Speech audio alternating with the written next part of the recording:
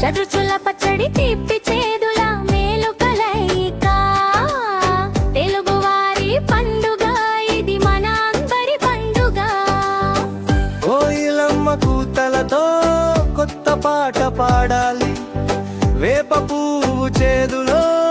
తీపి గుణము చూడాలి కొత్త బట్టలు కట్టుకొని